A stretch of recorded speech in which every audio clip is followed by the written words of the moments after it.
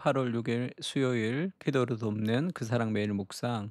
오늘은 시편 130편 1절에서 8절입니다.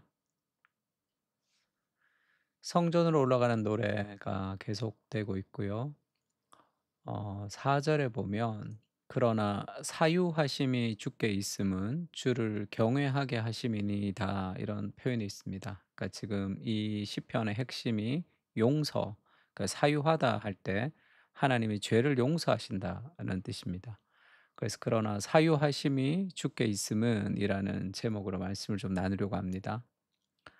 하나님 안에는 용서가 있습니다. 우리가 하나님과 교제하기 위해서 첫 번째 필요한 것은 하나님의 긍휼이죠. 하나님의 용서를 통해서만 죄인이 하나님을 만날 수 있습니다. 그래서 우리가 하나님의 자녀가 된 것, 우리가 예배를 드릴 수 있는 것, 우리가 말씀을 읽고 우리가 기도할 수 있는 그 모든 것이 하나님의 용서가 먼저 있기 때문에 우리가 하나님과 교제를 할 수 있는 거죠. 그런 은혜가 먼저, 하나님의 베푸신 은혜가 먼저 우리에게 있다는 것을 알려줍니다. 여호와여, 내가 깊은 곳에서 주께 부르짖었나이다. 주여, 내 소리를 들으시며 나의 부르짖는 소리에 귀를 기울이소서. 왜 깊은 곳에서 있냐 그러면, 그가 이 죄악 가운데 있는 사람이잖아요, 우리가. 그래서 그 속에서 내가 나를 구원할 수 없기 때문에 우리가 부르짖을 수밖에 없는 거죠. 여호와여, 주께서 죄악을 지켜보실진데 주여 누가 서리이까. 그러니까 하나님의 눈앞에 죄가 없는 사람들만이 설 수 있는데, 그 누가 설 수 있느냐? 그 누구도 하나님의 눈앞에 깨끗한 사람이 없잖아요. 이렇게 아무도 하나님 앞에 능히 설 수 없다는 이 죄인됨의 확신이 우리의 겸손의 출발입니다. 다른 사람을 비난하고 다른 사람을 욕하고 그렇게 정죄하기를 좋아하는 사람들의 특징은 내가 죄인 되었다라는 사실을 잘 모릅니다. 그리고 내가 죄를 짓지 않는 것은 나의 노력 때문이 아니라 하나님의 은혜 때문인 것을 알 때 우리는 그런 관계성 안에서의 겸손으로 출발할 수 있는 거죠. 하나님 눈앞에 그 누구도 설 수 없다는 거예요. 그 죄가 경하다 중하다 그런 것으로 따질 수 없는 그런 죄인이다.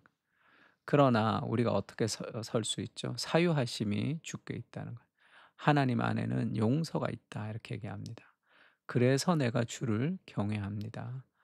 하나님이 나를 용서해 주시는 이 죄인인 나를 용서해 주셨기 때문에 주님을 경외하면서 주님께 나아가는 거죠.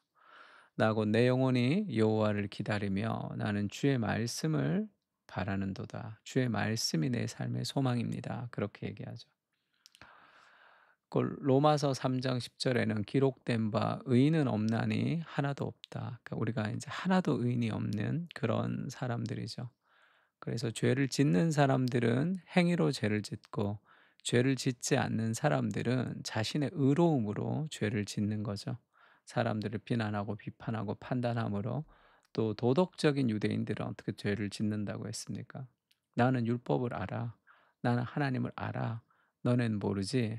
그렇게 계급을 나누면서 죄를 짓는 거죠. 그 인간은 자신의 죄를 회개해야 되지만 자신의 의를 또한 회개해야 하는 것이, 그것이 복음입니다. 그러니까 늘 날마다 믿음의 성장이라는 것은 회개와 믿음, 회개와 믿음. 그러니까 내가 늘 내 자신을 회개하지 않으면 늘 삐뚤어질 수 있는 존재. 날마다 우리가 그 튜닝 하듯이 악기를 연주할 때 날마다 그 하나님의 말씀의 절대음에 나를 맞추지 않으면 나는 늘 내 생각, 내 판단, 내 감정으로 내가 무너질 수밖에 없다는 사람인 것을 기억해야 되죠. 미가서 7장 18 절의 말씀이죠. 주와 같은 신이 어디 있으리까? 하나님 같은 신은 없죠. 주께서는 죄악과 그 기업에 남은 자의 허물을 사유하시며 용서하신다는 뜻입니다. 인애를 기뻐하심으로, 이때 인애라는 표현은 헤세드라는 표현, 헤세드. 헤세드는 변하지 않는 사랑, unfailing love. 어떤 환경에도 변하지 않는 그 헤세드를 우리에게 주시고 진노로 오래 품지 아니하신다. 다시 우리를 불쌍히 여기셔서 하나님의 긍휼이죠. 우리의 죄악을 발로 밟아 우리의 모든 죄를 깊은 바다에 던지셨다. 하나님께서 우리를 불쌍히 여기셔서 우리가 죄인이지만 우리의 죄를 발로 밟으시고 모든 죄를 모든 죄죠. 깊은 바다에 던지셨습니다. 그래서 낚시 금지라는 팻말을 붙여 놨다 그랬죠. 그래서 우리가 그 하나님이 용서하신 죄를 끄집어내서 또 기도하고 또 기도하고 하는 죄책감으로부터 우리가 자유할 수 있는 것이 우리의 모든 죄를 그리스도께서 하나님께서 용서하셨다는 것을 기억하는 거죠. 그때 우리가 안정감 가운데 삶을 살아갈 수 있습니다. 과거의 상처와 그런 어떤 나의 죄책감, 그런 과거의 상처, 그런 것들이 나를 이끌어가지 않게 되는 거죠, 용서의 확신이 있을 때. 그러니까 목적 있는 삶에 보면 리그 워렌이 What Drives Your Life라는 파트가 있습니다. 데이 3에 그 당신의 인생을 이끌어가는 드라이브가 뭐냐는 거죠. 동력이 무엇이냐.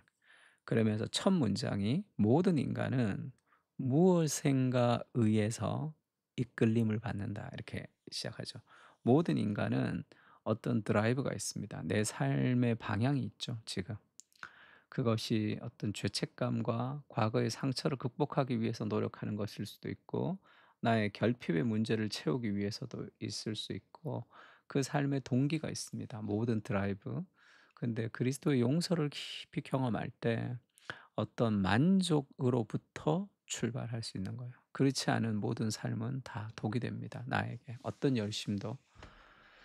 동이 서에서 먼 것 같이 우리의 죄가를 우리에게서 멀리 옮기셨으며 아버지가 자식을 긍휼히 여긴 같이 여호와께서는 자기를 경외하는 자를 긍휼히 여기시나니 이는 그가 우리의 체질을 아시며 우리가 단지 먼지뿐임을 기억하심이로다.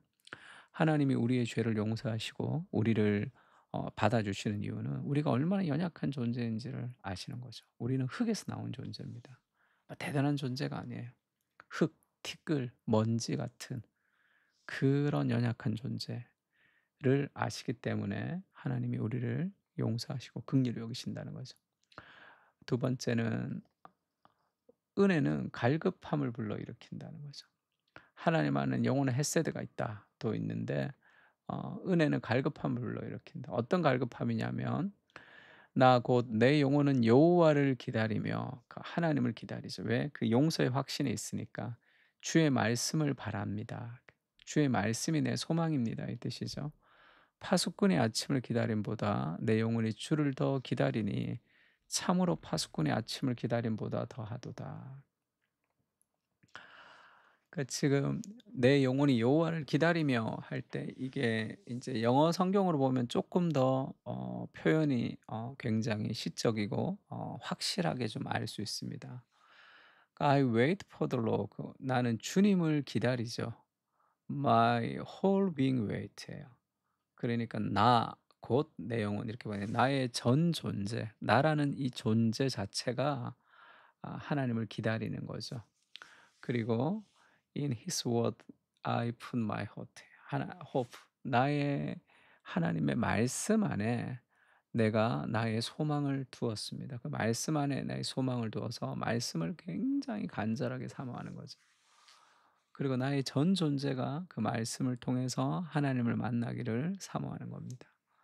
그것이 파수꾼이 아침을 기다림보다 내 영혼이 주를 더 기다리나니 참으로 파수꾼의 아침을 기다림보다 더하도다. 이렇게 번역했는데 원래는 똑같은 문장을 두 번 반복한 거예요.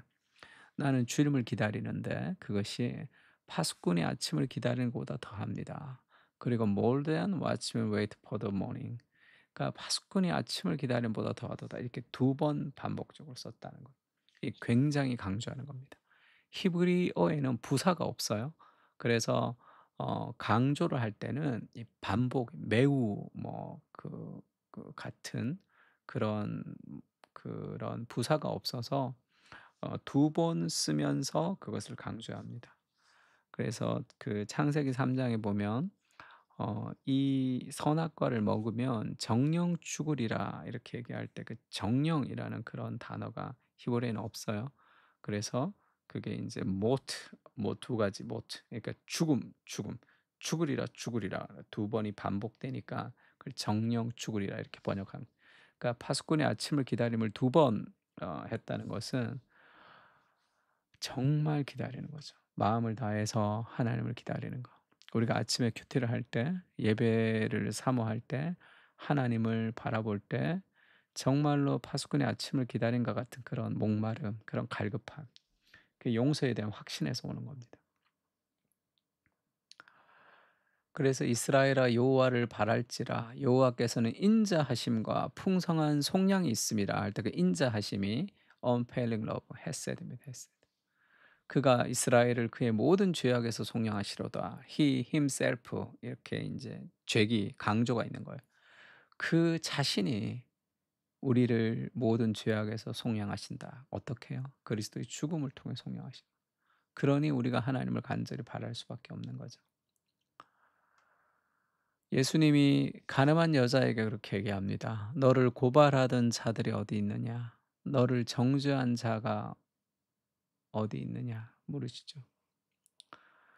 나를 정죄했던 사람들이 지금은 다 가고 없습니다. 유일한 한 사람 나를 정죄할 수 있는 그 예수께서 말씀하시죠. "나도 너를 정죄하지 아니하노니 가서 다시는 죄를 범하지 말라." 그래서 이 가늠한 여자가 또 죄를 범할 수도 있겠죠, 연약해서.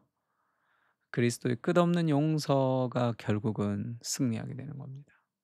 "너 죄 범하지 말라고 했는데 또 범했지." 그렇게 혼내는 것이 아니라 끝없는 그리스도의 용서와 사랑이 그 죄를 범하는 횟수를 넘어서면서 회복하는 거예요.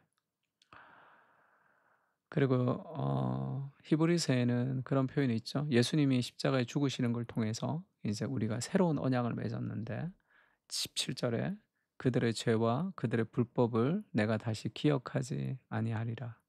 왜죠? 십자가를 통해서 이것들을 사하셨은즉 다시 죄를 위하여 제사 드릴 것이 없다.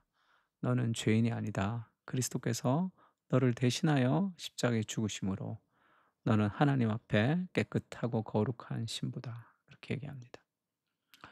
용서받은 감격과 확신을 가지고 살아가게 하시고 그 은혜의 갈급함을 목마름을 가지고 하여 주시옵소서.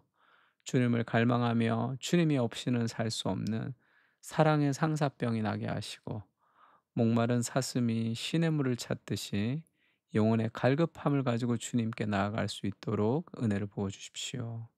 용서의 확신과 은혜를 누리며 복음의 감격으로 주님을 찬양하게 하옵소서. 아멘. 우리 같이 또 시편을 가지고 하나님의 용서의 은혜와 그리고 내 영혼의 갈급함을 부어러 넣어 달라고 같이 한번 기도했으면 좋겠습니다. 기도하겠습니다.